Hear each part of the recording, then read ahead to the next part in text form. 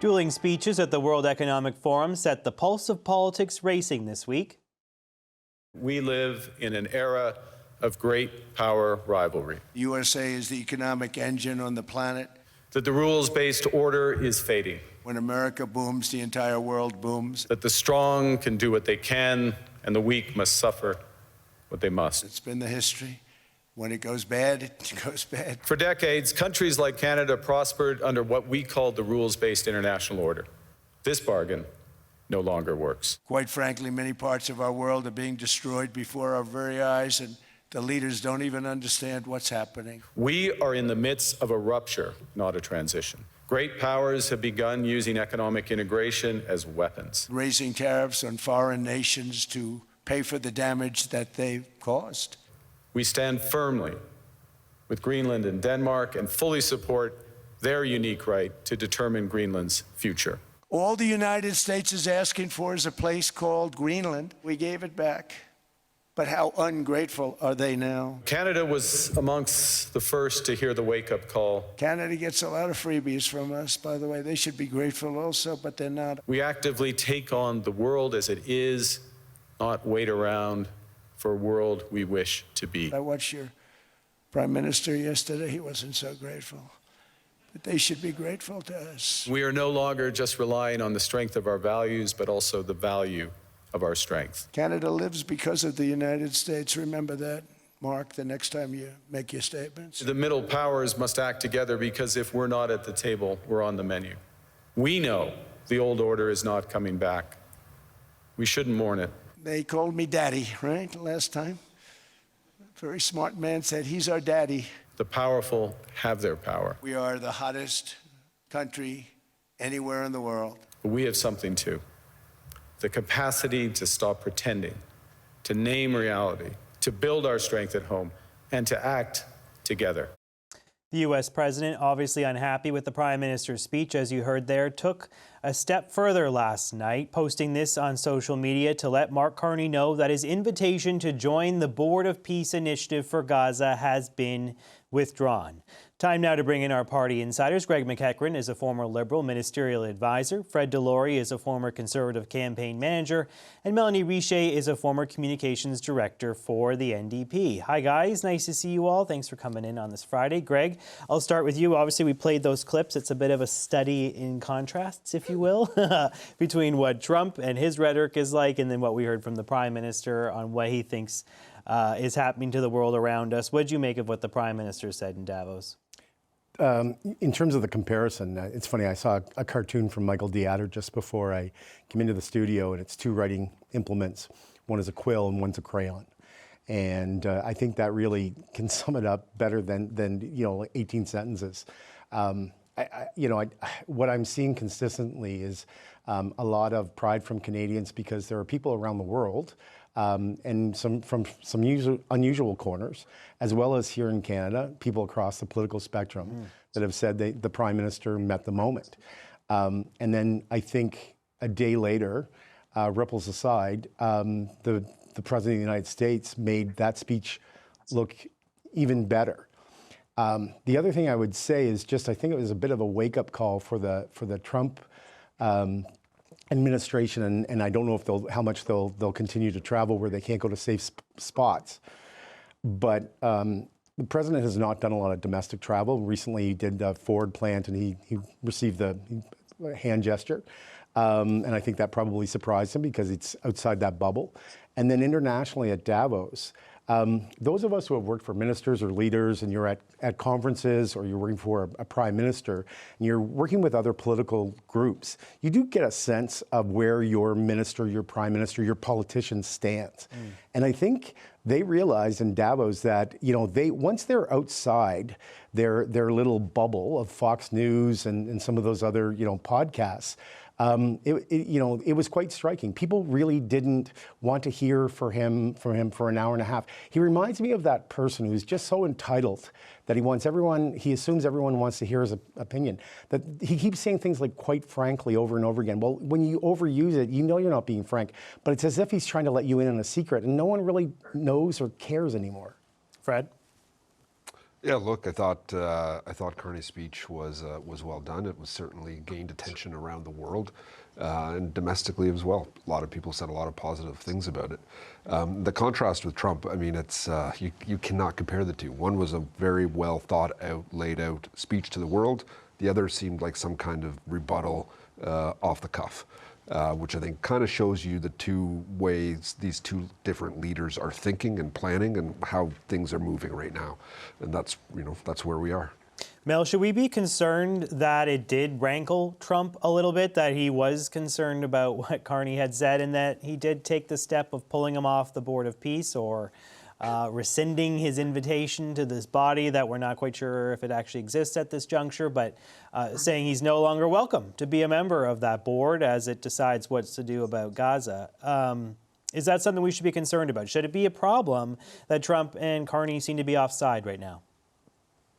I mean, it's always a problem, but again, even when he's on side, the president decides that he's upset with us at any given moment and takes shots, when it suits him, and that has been the case for the last year. So it's hard to see how this makes things worse. And as it relates for the board, I think he kind of made the prime minister's decision easy. He was getting a lot of pushback that was not something that he should be joining, and by rescinding his invitation, it kind of makes it a little bit easier for the prime minister to say that he doesn't really have to give an answer on whether or not he sits on it. The fascinating thing from the prime minister's speech that we saw earlier this week is like all three of you have mentioned, it really has kind of garnered support.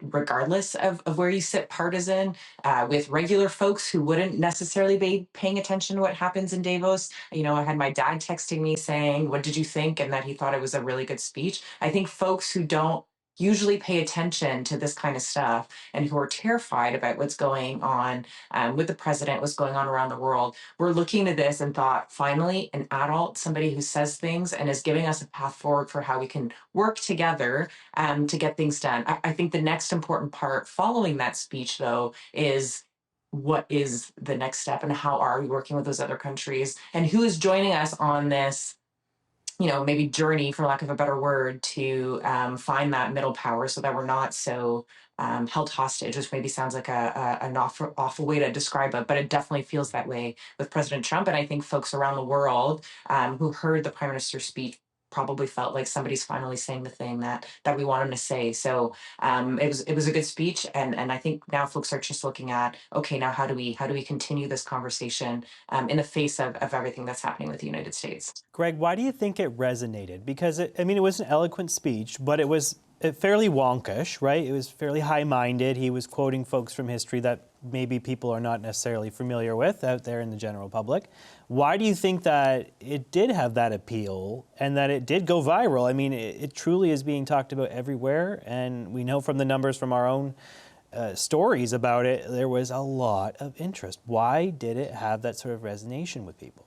Well, I'm going to push back. This may answer the question.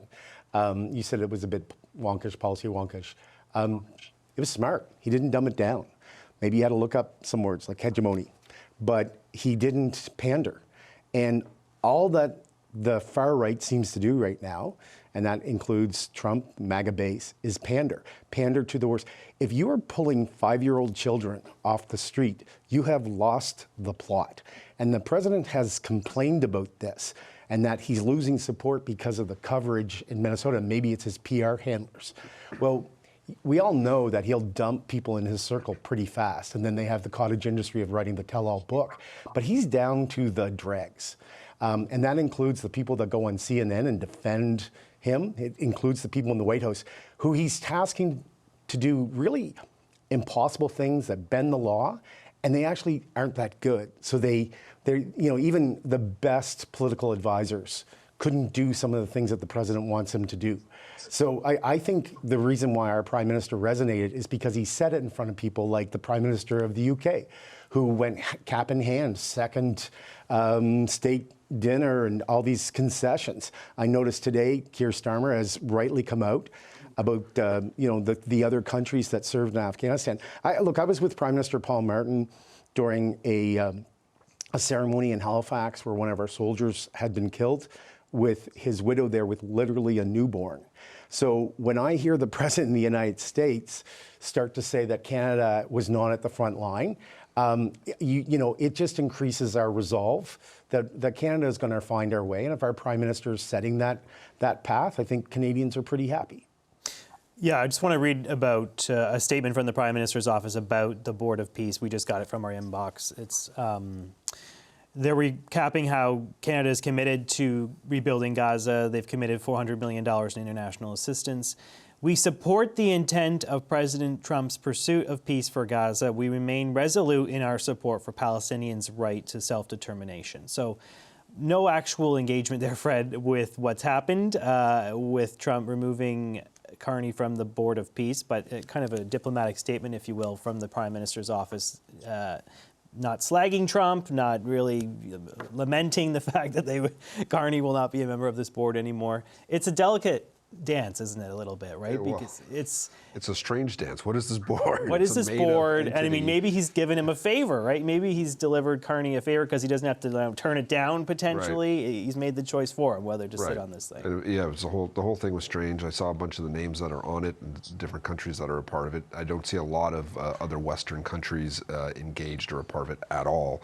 So I'm not like, what is this thing? Is it a made-up temporary thing? To your point, I think it is. He did do Carney a favor where he doesn't have to reject it now. We heard that he was considering it before because he was probably considering, how do I reject going onto this board because I don't know what the heck it is. And it could have been a lot more troublesome being on it. So this, in a way, I would say, yeah, Trump absolutely did a favor for him by making that decision on his own. Greg mentioned those comments about NATO forces in Afghanistan. We actually have some reaction from international allies who spoke to us on our program today. Let's play that clip if we have it, control room. I consider President Trump's remarks to be insulting and frankly appalling. And I'm not surprised they've caused such hurt to the loved ones of those who were killed or injured. It's as though he wants to do everything he can to trash the alliances, which have been built up over generations. It's hard to explain. It seems insane, really, and certainly it's counterproductive. Mel, to Greg's point, and to Mr. Turnbull's point there as well, like he's seemingly doing everything he possibly can to torch that relationship with NATO. I mean, it's just one thing you don't make fun of, and he's not even speaking from any facts, as we pointed out. Canadians were on the front lines in Kandahar. We lost so many servicemen and women who bravely fought for our country in very, very difficult conditions. And for Trump to just dismiss that as, oh, they're not on the front lines and they've never shown up when we need them to, is just so deeply offensive to so many people. And it's not just about Canada, right? We've talked to Australia. You heard from Starmer from the UK. We had the German ambassador on. Germany lost so many in that conflict as well. It is just, what do you make of the president choosing to pick a fight over this? Mm-hmm. From almost the very not almost, definitely from the very beginning of President Trump being president again, thing after thing, you're like, okay, what is the strategy behind this? Why is he doing this? Why is he doing this? And increasingly, it is harder and harder to figure out what that reason is. A lot of the comments that you talk about, it's also in the face of folks who have answered the call and the call of the U.S., which is even stranger. Of how do you thank people who answer the call? You say stuff like that, and I don't know that it necessarily resonates with this base either. So I can't figure out why it is that he's doing this. The interesting thing about, or not maybe the interesting thing, like many people over Christmas, I watched a lot of movies. I took some downtime. And one of the movies that I watched was The American President. And I remember turning to my partner and saying, wow, like, when's the last time you heard somebody speak like that from the US? And I couldn't really rack my brain. And it was almost an emotional moment of, here's, some civil discourse, some adults in the room talking about the real issues that matter to real people. And the more you hear the president, like he did this week, it isn't even satire anymore. It's hard to figure out what it is that he's trying to do. And it almost seems like the point, or the whole point, is to destruct everything that has been built. So it's disappointing, it's insulting, it's all sorts of stuff, and it makes everybody who, again, answered the call and wants this relationship to work question why would we want to? And I don't think that that's fair to a lot of Americans either. And I'll just point out Danish soldiers had some of the highest death rates in Afghanistan. Obviously, he's picking a fight with Denmark over Greenland. Greg, what do we do about this situation then? Like, how does Carney navigate the road ahead if there is such a toxic relationship between Trump and NATO? There's tension between Carney and Trump personally after this last week. What is the way forward when we really need to manage a hugely important relationship? We need to try and get CUSMA negotiated at some point this year. And it just seems like things are not in a good place. Like, what would you counsel them? Well, there's two areas. One is Americans need to continue to step up and step up in greater amounts. They need to call out networks like CBS when they're doing favors for the president. The Democrats need to find a pulse. They need to get better leadership. They need to take advantage of the midterms. Mel kind of was talking about how even some of his base is not liking this. We can see that in the polling, New York Times, CNN. So the Americans have to take care of their business. Another pocket of this is what we saw from Australia and the UK there. Some of these, part of why Prime Minister Carney's speech resonated so much in Davos was who was there. Yeah. And he was basically, embarrassing some other world leaders who went along to get along. I think in terms of Canada, what we're doing right now, there is a lot of pressure on the Prime Minister, and he's carrying a lot. And I'm not trying to make apologies for him, but I am saying to the rest of his government, his cabinet, and his MPs, that they need to make sure that they are stepping up to the jobs that were described for them, and to make sure that we are focused on the big picture.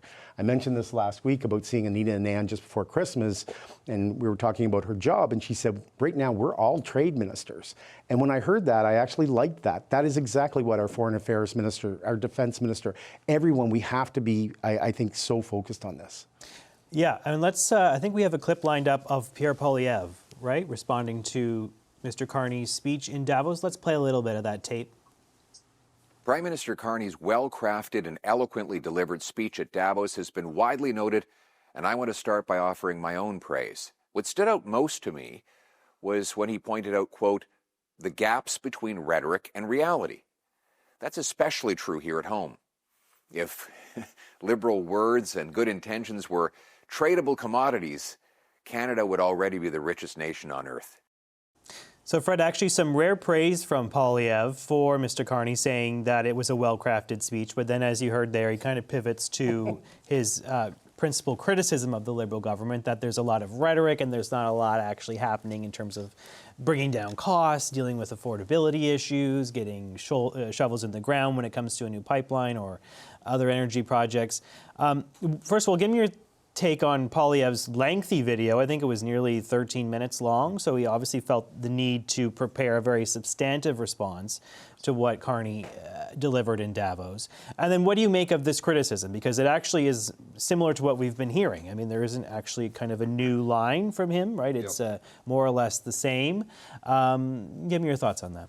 Well, last year, right after the election, I said this is exactly how the Conservatives should take on Carney. Point out what he's promising to do and see if he's following through on it. Is he getting it done? It's a year later now that he's been Prime Minister, roughly, and he's got to start showing us. And I know he's got a tough job. I know he's got a president in the United States that we've just talked for the last 10, 20 minutes about how difficult it is. But that's what Carney's going to be measured on when we go into either the next election or whenever the next few years as we go through this Parliament. It's going to be measured on what has he accomplished, what has he actually gotten done. We only have one bill that's passed Parliament in the last year. So there's still a lot of work to do. And I think that's the right approach. I think that's the only approach the Conservatives can do right now. I think it's, do praise the speech, do make those comments, because it was a good speech. And to go any other way would be a mistake. But as an opposition who wants to obviously contribute, but also have an opportunity to govern yourselves, you've got to put down markers on what is this government actually getting done and judge them by it. I thought, Mel, one interesting aspect of Carney's speech is that he was trying to tell Canadians what he has done, because I think that he was anticipating this sort of criticism because, that's what the Conservatives are on about for good reason. But he said, we've doubled defense spending. We've rapidly diversified trade. We've signed 12 economic and security agreements on however many continents over the last 6 months. We've drawn closer to the European Union. He had some lines ready to go in that speech to kind of tell Canadians, I'm not just trying to talk about this, I'm also trying to do something concrete.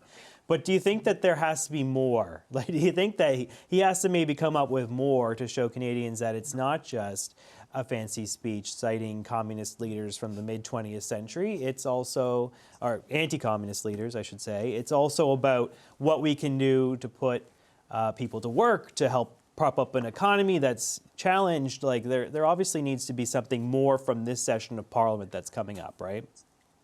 Absolutely. And a lot of the things that they're doing, they're hard to see as their concepts that he talks about, but they're hard to kind of see the impact on everyday people's lives. And I think that's the gap that the Prime Minister has. We see him travel, we see him make these deals, we hear that, but how is it making my life better? How is it making, my job more secure and my ability to put food on the table and keep a roof over my head more secure? So I think that's maybe one of the gaps that he has. And I think we saw that play out in a real way last week when the government announced the agreement that they had with China. They didn't really take enough time to explain it, not only just with people and what the benefit would be to people here in Canada, but to their champions, the people that they've been working with for a long time, didn't even know what the benefit was. So how then can you then go and tell people the good stuff? And not only a lot of folks that they were working with, I think of Unifor in particular. I was at the Unifor rally in the last election, and people could not look at Jagmeet in their eyes, and it became very clear that they were not going to be siding with the NDP, that they were going to be siding with the Liberal. So groups like that who have worked a lot and very closely with this government didn't even know what was happening and why it was happening and what the plan was to help the auto industry. So if you're not spending the time to tell your people why you're doing stuff, what the benefit is, how then can you expect Canadians to understand that? So I do think we're seeing the Prime Minister do good things. I think folks have hope and are cautiously optimistic about these things. But until they understand how that has an impact on their life, I think that gap will continue. And right now it's Pierre Poilievre's gap to take advantage of. So that would be, where does the government go from here? How do they start making things better? I think they need to figure out how to close that gap and make sure that when they do things, people know about them and they know how it impacts them.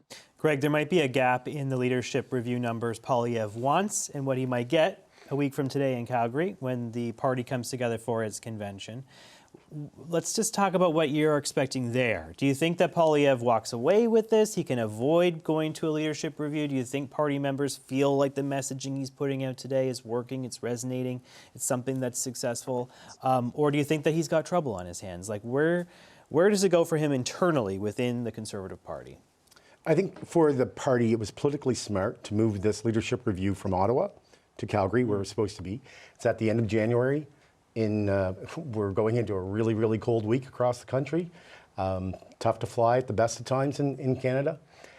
You also have Doug Ford's Progressive Conservatives meeting the same weekend. Are you going to support your leader who's in government, or this guy's going through a leadership review? They're going to do the leadership review reveal very late on Friday night. Yeah. Politically, I get it, because it's a reminder that he didn't win the election, despite the polls. But I think what I saw with that video, 13-minute video, even that little aside, that chuckle, you just feel it's so scripted. I don't feel like that is actually meeting the moment. But I think there's three things that I kind of find enlightening since last fall with Mr. Poilievre. When he criticized the RCMP in that podcast, I started hearing from brand name Conservatives who are not happy about that. And then I think publicly we heard that as well. His comment about Venezuela and what Trump did there, and that he tweeted that. And a lot of people that want to see their party win around the Conservatives said, we do not understand why he's embracing Trump. And is there anything that's happened since that seems like that was a good idea? And then on this, prior to that statement, the only statement out of Mr. Poilievre's office in the National Post was a spokesperson criticizing the Prime Minister for going to Davos. And that just seems so off kilter compared to everything else, especially since then. I note it took him several days to come up with that response. I don't think he's tweeted it. As the Prime Minister was speaking in Davos, he was tweeting things around, he was still talking about the carbon tax, for Pete's sake. So I think people have been trying to tell him, and people tried to, you reported in the summer. You said the pivot word earlier. This is your beat. You know these people better than me. Fred, you guys know these people. Yeah. And, they told you that he was going to pivot because he needed to, and he didn't. So you can just wonder how hard it was to drag him kicking and screaming into that video, because it is basic, as Fred said. If you make an election promise, you keep it. I get how people want to praise the Conservatives, but what he said there, you said this speech, you got to live up to it. That's as basic as it gets. But because it's so out of character for Poilievre, he's getting pats on the back. Fred, what are you hearing about the convention? I'm hearing anecdotally that it might not be a huge turnout, that there might not be a huge number of delegates, particularly from some parts of the province. They're not getting a huge number of people wanting to go to Calgary in the middle of winter at the end of January in minus 35 below weather. Does that matter? And are you hearing the same thing? And what do you think would be an acceptable number for him to avoid a leadership review, to keep his job, to stay in the position that he's in now? Well, on the, everyone I talk to is going to the convention. I don't know who's, no. I don't know what the turnout will be. I haven't heard what that will be yet. But what's an acceptable number? That's always hard to say. I mean, it's technically 50% plus one, but the number that we're hearing a lot around town is 80. That's what the number that seems to be people are given. Yeah. And from all accounts, it's going to be way above that he'll achieve. There does seem to be there's a story for him to tell about the strength he had in the last election. He got over 40% in the polls. He had record fundraising for the party. If you look at the current, my earpiece fell out. If you look at the current polling, the parties are still neck and neck despite all of this. Now I know the Prime Minister's numbers, his approval rating is going up, and Poilievre does have an issues with his negatives. But the parties are neck and neck, and there's a real possibility we go to the polls in the next few months. So delegates will have to weigh that as well. Do you want to be casting a ballot thinking we could be going into a leadership race and then going into an election in the middle of that? Yeah. And at the same time, if we go into a leadership race, it could tear the party apart. Some people will have to, when you go into these things, it's a heated time. So I think that's going to be on a lot of people's minds. I am looking forward to Poilievre's speech Friday night, I believe it is, at convention, and seeing will he talk about these issues, and will he talk about the negatives that I think he does have to address and that he should get over to show us that he can lead this party into the next election. Yeah. Mel, I want your thoughts on that. I mean, the Liberals just put out their latest fundraising numbers for the year. They say it was their best ever, $29 million raised over the course of the last 12 months. As Fred points out, the Liberals, the Conservatives are pretty neck and neck in the polls, but it does seem like almost every one of them gives the Liberals a bit of an edge.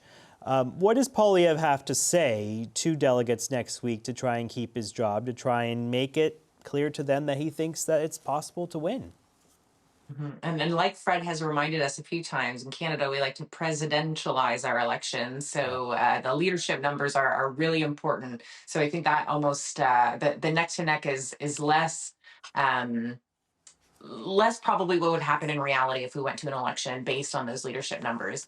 What does Pierre Poilievre need to say? I think a lot of what Fred just said, talking about what is not just the good stuff, the stuff that's on the horizon, what he wants to be saying as a different option to Carney. I think we're still kind of waiting for what that looks like, what that sounds like, but a lot of reflection. I was just at the Ontario NDP convention in the fall, in September, and one of the things that a lot of people were upset with, we weren't really ready for the election. We didn't really have the infrastructure. People didn't necessarily know the leader, and we didn't, despite holding on to our seats, that seemed almost like it was by coincidence that we had, or by sheer luck, and not necessarily because we had planned it and had worked closely for it. So a lot of folks in that room were really expecting to hear the leader say, here's what we didn't do and here's what we need to do better. And while the leadership result didn't necessarily was a good leadership result for the leader, a lot of folks felt like, okay, the team understands that this was not good. So are people in the room going to hear the same thing from Pierre Poilievre? the understanding that some of the things that he's saying, some of the points that, Greg mentioned about the RCMP, about other podcasts that he's done that really do not reach folks who either don't consider themselves partisan or consider themselves kind of in the center of the electorate, who cannot vote for somebody who says things like that. Will there be any of that reflection, or will it be purely, we're really good? The only reason we didn't win is because of the NDP, and we're going to keep doing what we always did. What are they going to hear? I think if it's the former, there's a lot more to build on. If it's the latter, the leadership number may be okay, but I don't know that his leadership is super solid coming out of it anyways. If he cannot figure out the reflection piece and what is he saying in response to Carney, who is he? Why should people consider him as a different option? Because right now, we're all super plugged in and we don't really have any ideas. So I don't know how Canadians can, who are maybe a little less plugged in. All right, let's leave it there. Thank you so much to our party insiders, Greg McEachran, Fred Delory, and Melanie Riche.